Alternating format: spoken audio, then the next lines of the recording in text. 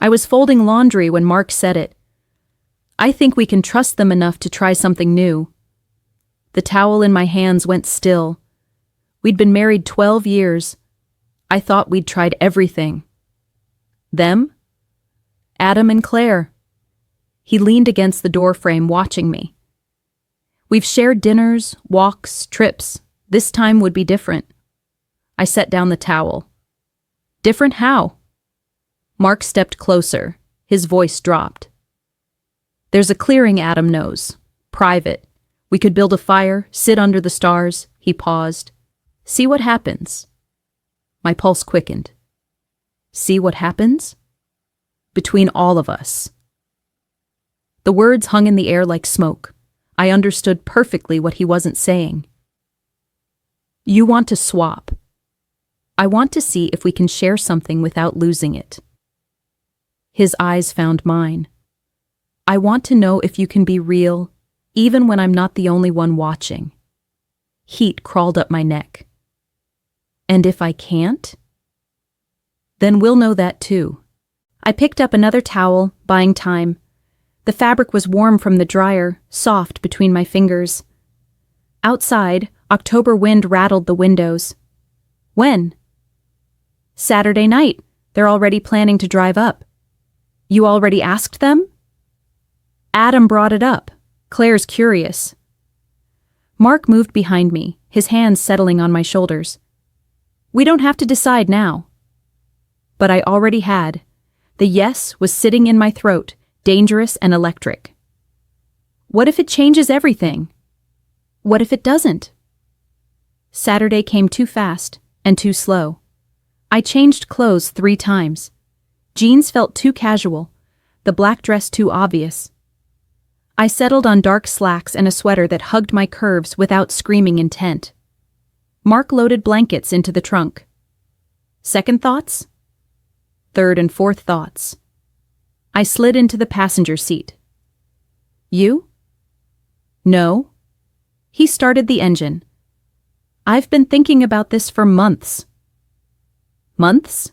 Since that dinner at their place. Remember? Claire spilled wine on your shirt, helped you clean it off in the bathroom. Mark pulled onto the highway. When you came back, your cheeks were flushed. I remembered.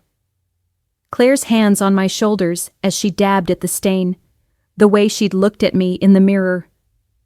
That's when you knew? That's when I wondered. Mark's knuckles were white on the steering wheel. About what you might want that I can't give you. The confession hit like cold air. I stared out at the darkening landscape, pine trees blurring past. And what you might want that I can't give you? Maybe. We drove in silence for 20 miles. The radio played soft jazz, saxophone notes weaving between us like questions we weren't ready to answer. Are we making a mistake? I asked. Probably. Mark reached over, took my hand. But we're making it together. The clearing was another hour north. With each mile, the weight of what we were driving toward settled deeper in my chest. Adam's truck was already there when we arrived. The clearing opened like a secret between the trees. 50 feet across, ringed by towering pines that blocked out the world. Claire stood near a circle of stones, her red hair catching the last light. You made it. She smiled, but her eyes held the same nervous energy I felt. Adam emerged from the tree line, carrying an armload of wood. Perfect timing. Sun's almost down. Mark pulled our blankets from the trunk. I heard the soft jingle of his keys as he pocketed them, then the solid thunk of the car door closing. No escape now. Cold? Claire asked, moving beside me. A little. She was close enough that I could smell her perfume, something warm and vanilla. Close enough to see the pulse at her throat. It'll warm up once Adam gets the fire going. We helped arrange the blankets in a rough square around the stone circle. Adam crumpled newspaper, stacked kindling with practiced efficiency. The first match caught, flame licking upward through the dry wood. There. He sat back on his heels. Give it a few minutes. The fire grew quickly, casting dancing shadows across our faces. I settled onto the blanket beside Mark, Claire, and Adam across from us. The flames drew a line between us, thin and permeable. Beautiful spot, Mark said. Been coming here since college. Adam fed another log to the fire. Claire and I had our first real conversation here. About what? I asked. Claire laughed. About whether we were brave enough to want what we wanted. The words settled over us like smoke.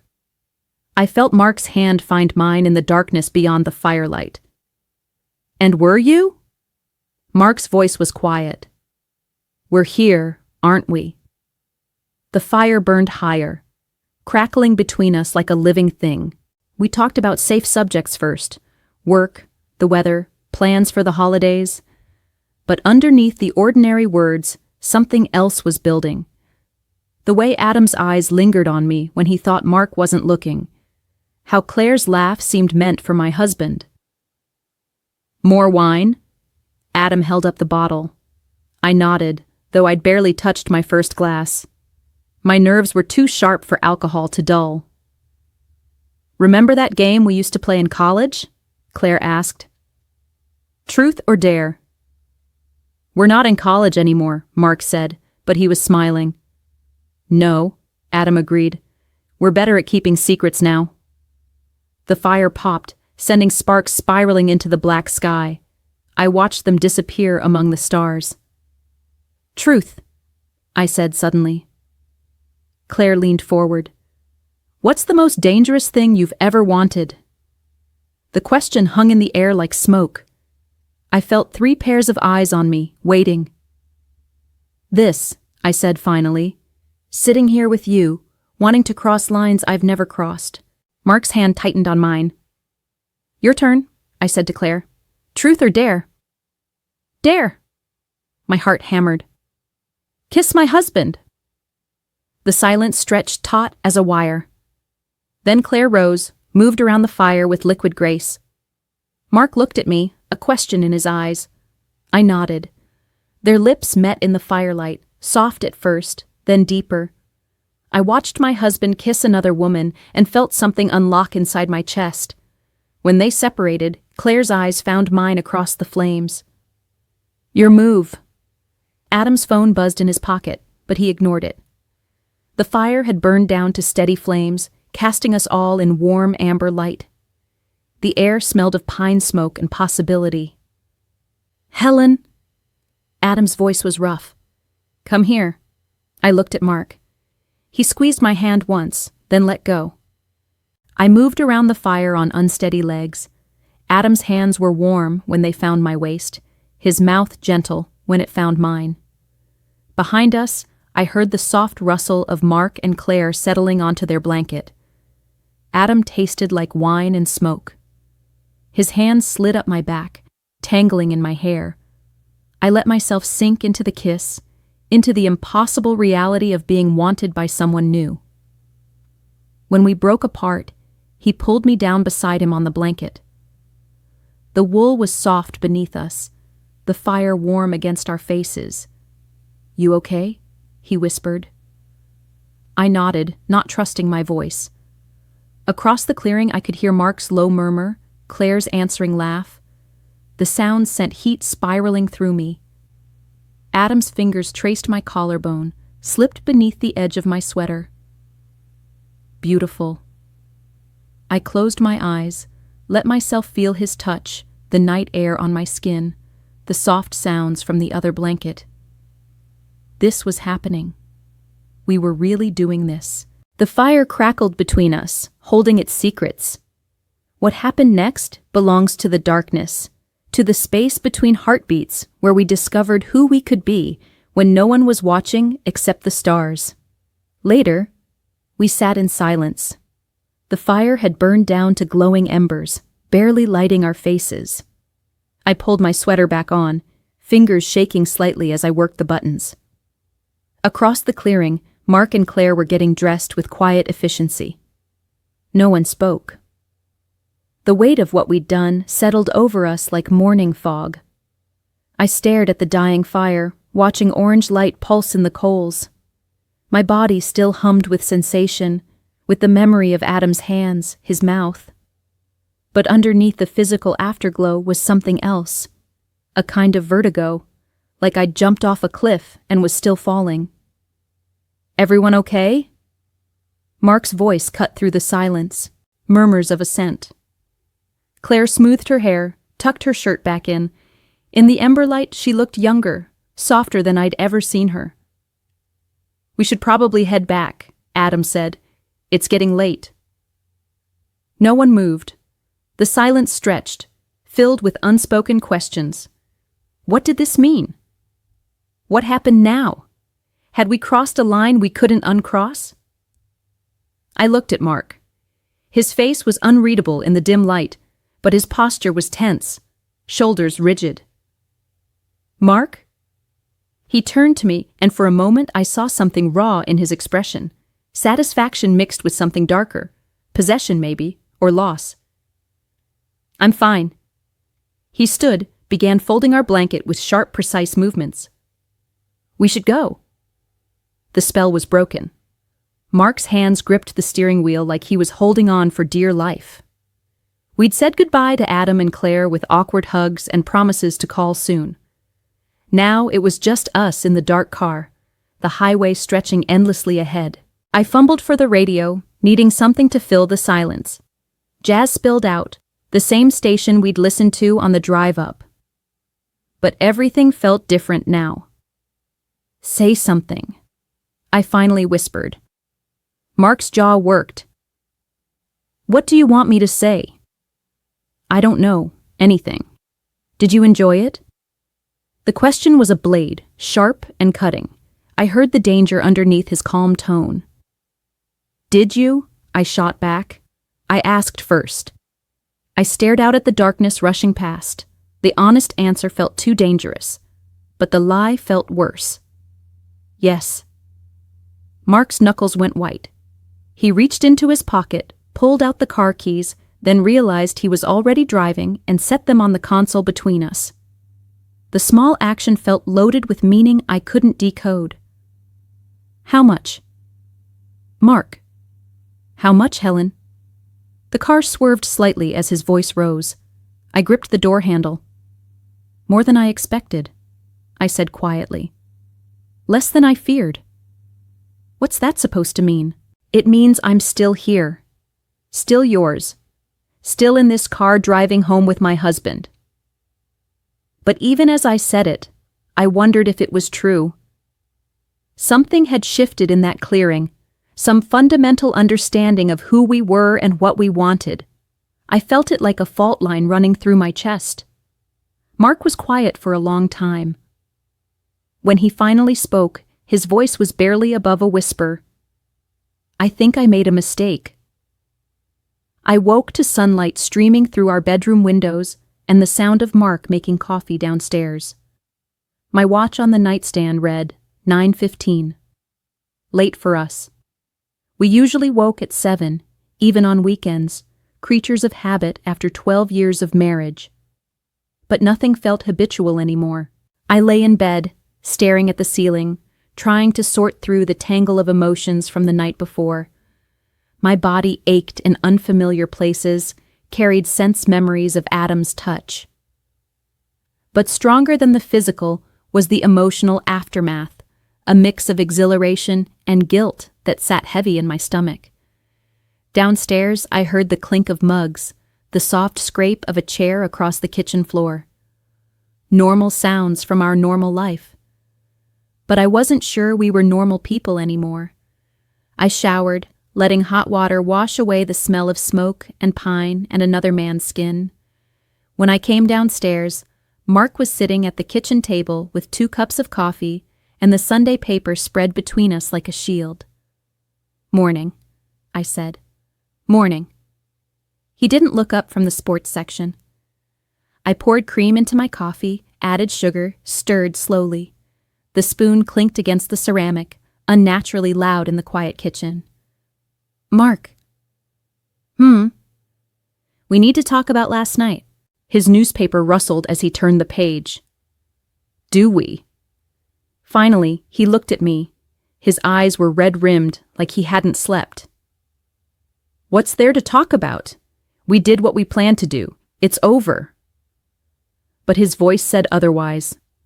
By noon, the silence was unbearable. Mark had retreated to his study, hiding behind work emails and reports.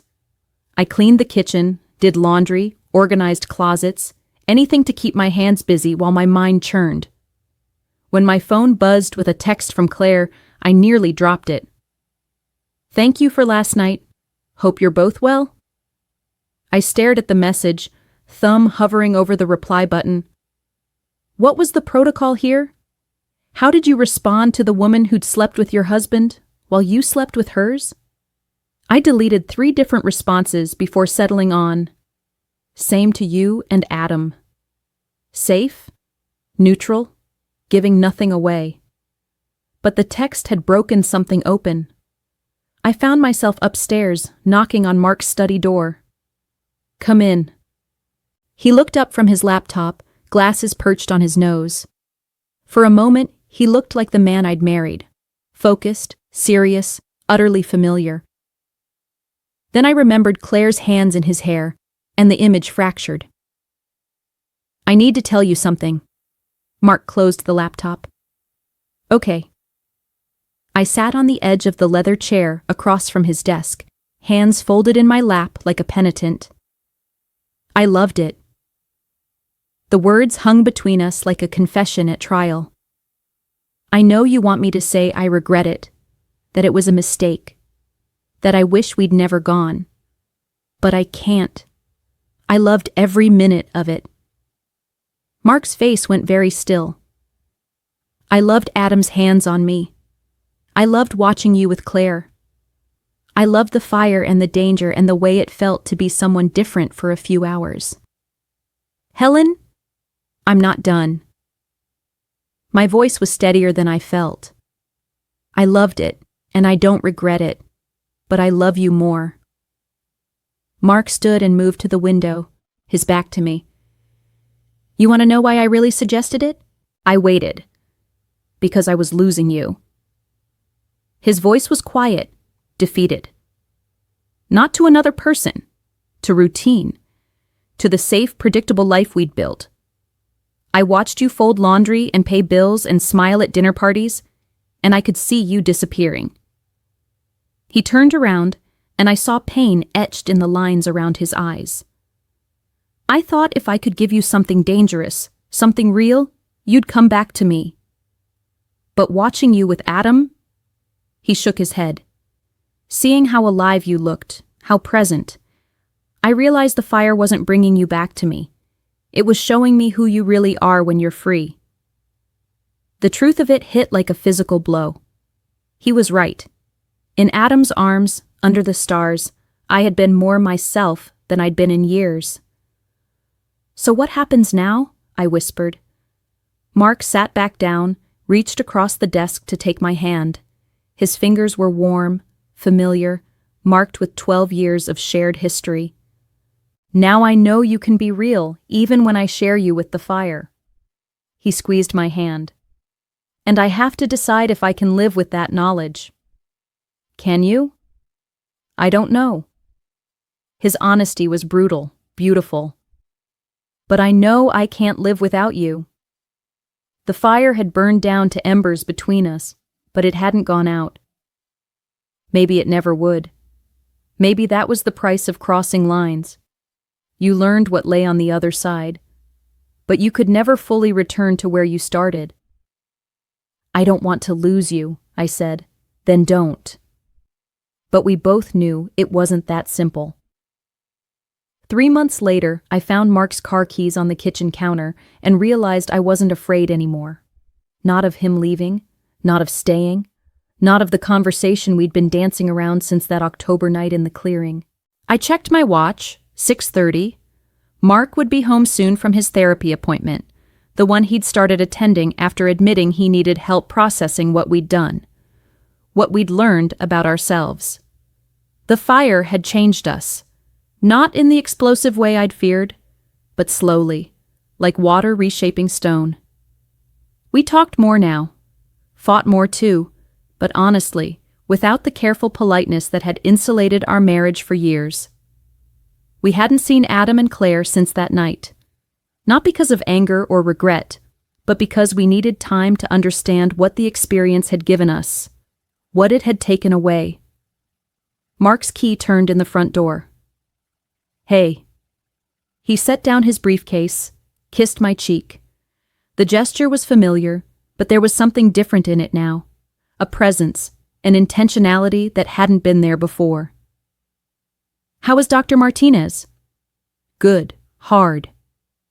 He loosened his tie, sat across from me at the kitchen table. "She thinks we're ready." "For what?" To decide what we want this marriage to be."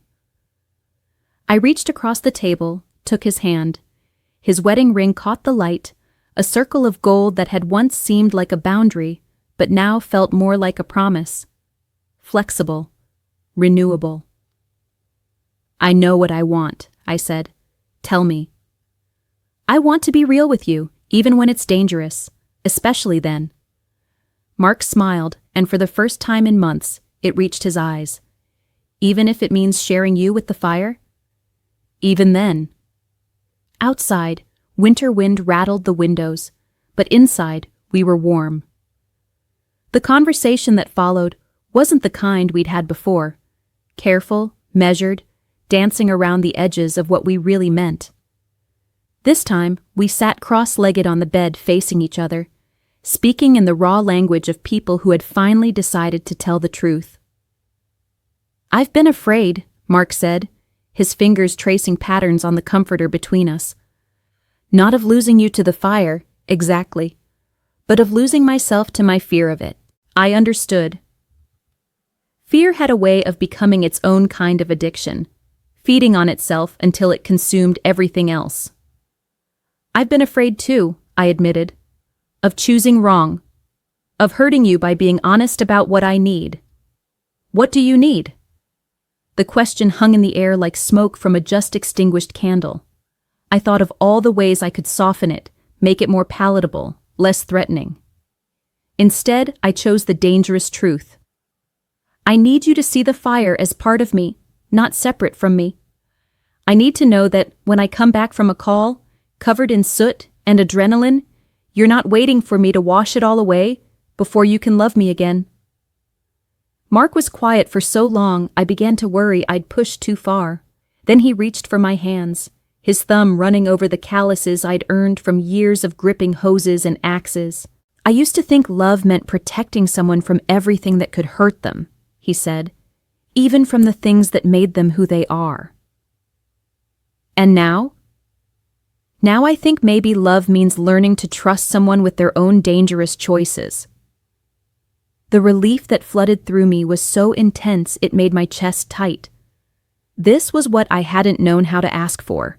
Not permission to be who I was, but recognition that who I was included the fire, the risk, the part of me that ran toward danger instead of away from it. "I want to understand it better," Mark continued.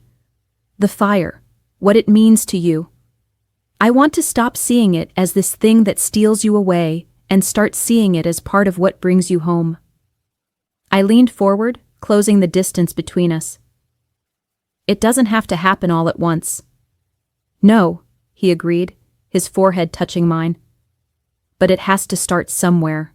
We talked until the early hours of morning, mapping out a new territory between us. Mark wanted to visit the station, to meet my crew, to see the trucks and equipment that were as familiar to me as the furniture in our bedroom. I wanted him to understand that the hypervigilance that sometimes kept me awake wasn't something I could simply turn off, but also wasn't something he needed to fix. "I love your steadiness," I told him as the first pale light began to creep through the curtains. "I love that you're the calm in my storm, but I need you to love my storm too." "I'm learning to," he said, and I could hear the truth of it in his voice. When we finally slept, it was the deep, dreamless sleep of people who had finally stopped holding their breath. I woke to the smell of coffee and the sound of Mark moving quietly around the kitchen, and for the first time in months, I didn't feel the familiar knot of tension in my stomach. My phone buzzed on the nightstand, a text from Captain Rodriguez about the schedule change next week. Instead of silencing it and hiding it under a pillow, I showed it to Mark when he brought me coffee in bed. "Big fire season coming up," I explained. "Might mean longer shifts." He nodded, sipping his own coffee thoughtfully. "Will you tell me about them when you get back?" The calls. It was such a simple request, but it felt revolutionary. "Even the hard ones?" "Especially those."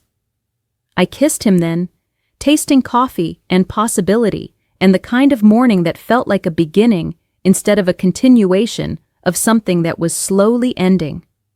Later, as I got dressed for my shift, Mark watched me put on my gear with a different kind of attention. Not the worried surveillance I'd grown used to, but genuine curiosity about this other life I lived. "Be safe," he said, the same words he always said, but they landed differently now. "I will be," I promised, and kissed him goodbye. As I drove toward the station, my wedding ring caught the morning light, and I smiled. Some boundaries, I realized, weren't meant to contain. They were meant to expand, making room for all the complicated, dangerous, necessary parts of love.